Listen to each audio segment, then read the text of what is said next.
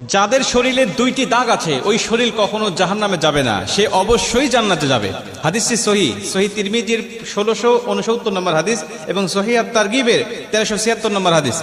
হযরত আবু উমামা রাদিয়াল্লাহু তাআলা আনহু হাদিসটা বর্ণনা করেছেন। রাসূল সাল্লাল্লাহু আলাইহি ওয়াসাল্লাম বলেন, যাদের শরীরে দুইটা দাগ আছে এবং যাদের শরীর থেকে 2 ফোঁটা তরল পদার্থ নির্গত হয় ওই শরীর কখনো জাহান্নামে যাবে না, সে অবশ্যই জান্নাতে যাবে এবং আল্লাহ পাকের কাছে এই শরীরটা সবচেয়ে প্রিয় শরীর। রাসূল সাল্লাল্লাহু আলাইহি ওয়াসাল্লাম বলেন, 1 নম্বর দাগ হলো যে ব্যক্তি জিহাদের ময়দানে আল্লাহকে খুশি করার জন্য, আল্লাহর দ্বীন কায়েম করার জন্য অথবা আল্লাহর সন্তুষ্টির জন্য যে ব্যক্তি বাতিলের মোকাবেলা করতে গিয়ে শত্রু পক্ষের আঘাতে তার শরীরে ছোট্ট একটা দাগও যদি বসে যায়, এই দাগটা কিয়ামতের ময়দানে সুপারিশ করে বা এই দাগটা থাকার কারণে কিয়ামতের ময়দানে আল্লাহ পাক তাকে জান্নাতে দিয়ে দিবে। নবীজি সাল্লাল্লাহু আলাইহি ওয়াসাল্লাম বলেন, 2 নম্বরে ফরজ ইবাদত সমূহের কোন একটি দাগ যদি তার শরীরে দেখা যায়, যেমন নামাজ পড়তে পড়তে সেজদা দিতে দিতে